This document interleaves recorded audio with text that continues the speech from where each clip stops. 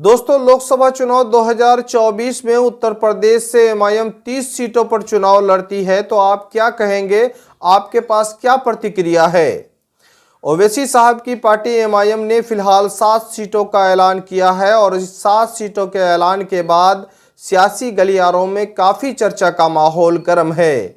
ओवैसी साहब को मीडिया से लेकर सभी लोग घेरते हैं, क्योंकि असदुद्दीन ओवैसी साहब जिन 7 सीटों का ऐलान किया है कि मानो ओवैसी साहब की पार्टी की जीत इसी में छुपा है।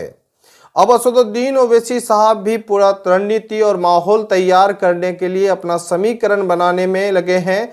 वहीं ओवैसी साहब को उत्तर प्रदेश में कामयाबी नजर आने लगा है। ओवैसी साहब की पार्टी इस वक्त लोकसभा चुनाव की तैयारी में डटे हैं। प्रदेश अध्यक्ष शौकत अली सुल्तानपुर लोकसभा और आजमगढ़ लोकसभा के दौरे पर हैं और कई जनसभा को उन्होंने संबोधित किया है। लगातार असदुद्दीन ओवैसी साहब की पार्टी पिछले विधानसभा चुनाव में आजमगढ़ और मुबारकपुर को देख रहे थे कि यहां पर विधानसभा चुनाव में कामयाबी मिलेगी, लेकिन सबसे ज्यादा वोट यही मिले थे। अब कहीं न कहीं असदुद्दीन ओवैसी साहब का भी नज़र मुबारकपुर आजमगढ़ है और इसके लिए असदुद्दीन ओवैसी साहब मेहनत कर रहे हैं और इस बार ऐसा लग रहा है कि मुबारकपुर आजमगढ़ से एमआईएम को कामयाबी मिलना तय है। उत्तर प्रदेश के एमआईएम के प्रवक्ता मोहम्मद फरहान ने पिछले दिनों एक बयान दिया था, जिसमें कहा था कि ओवैसी साहब लोकसभा चुनाव उत्तर प्रदेश से भी अपना नामांकन करेंगे, यानी पर्चा अपना भरेंगे उत्तर प्रदेश से, और यहाँ पर क्या माहौल तैयार करेंगे ये आने वाले दिनों में ये देखा जा सकता है। लेकिन फिलहाल ये तय है कि ओवैसी साहब की पार्टी ने जिन लोकसभा सीटों का ऐलान किया है और ऐलान करने के बाद ही सियासी माहौल गर्म कर रखा है। इस बार जो है सबकी निगाहें, देश भर की लोगों की निगाहें उत्तर प्रदेश के आजमगढ़ लोकसभा सीट पर है, सुल्तानपुर लोकसभा सीट पर है और ख़ास तौर पर इस बार मेरठ लोकसभा सीट पर है।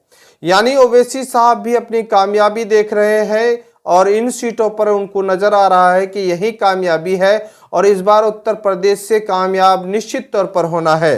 नगर चुनाव में मिली कामयाबी के बाद कहीं न कहीं एमआईएम के कार्यकर्ताओं के हौसले बुलंद हो चुके हैं और इस बार जोश व खरोश के साथ पूरे मैदान में डटे हैं।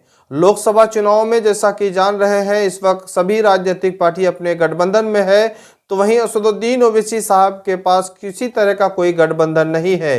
हालांकि कुछ लोग सोच रहे थे कि बहुजन समाजवादी पार्टी और एमआईएम का गठबंधन हो, लेकिन असदुद्दीन ओवैसी साहब की पार्टी एमआईएम ने पहले बिहार विधानसभा चुनाव में इनके साथ गठबंधन किया था और गठबंधन में एमआईएम को 5 सीट और बहुजन समाजवादी पार्टी को 1 सीट मिला। लेकिन उसी तर्ज पर लोग बोल रहे हैं कि उत्तर प्रदेश में भी गठबंधन हो, लेकिन उससे पहले ही लोकसभा चुनाव से पहले ही प्रेस कॉन्फ्रेंस के दौरान बहन मायावती ने यह ऐलान किया था कि हम किसी के साथ गठबंधन नहीं करेंगे, अकेले चुनाव लड़ेगी वो और अकेले चुनाव लड़ने के लिए वो तैयार है। उनका साफ तौर पर कहना है कि गठबंधन से पार्टी को नुकसान होता है। बहरहाल दोस्तों, उत्तर प्रदेश को लेकर चर्चा का माहौल गर्म है। बड़ा प्रदेश है और सबकी निगाहें हैं उत्तर प्रदेश, और उत्तर प्रदेश में इस बार एमआईएम को लेकर काफ़ी चर्चा है, क्योंकि इस बार असदुद्दीन ओवैसी साहब बड़ी जोश व खरोश से उत्तर प्रदेश पहुंचने वाले हैं। उत्तर प्रदेश का अभी दौरा नहीं किए हैं, लेकिन उससे पहले 7 सीटों का घोषणा कर दिए हैं। अब उम्मीदवारी को लेकर सबका नज़र है कि कौन कौन उम्मीदवार इस बार उत्तर प्रदेश से एमआईएम के टिकट पर चुनाव लड़ेंगे।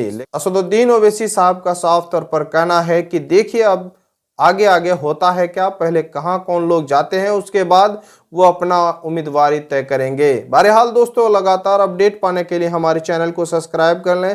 फेसबुक में देख रहे हैं तो पेज को फॉलो कर लें, लाइक कर लें, शेयर कर दें। खुदा।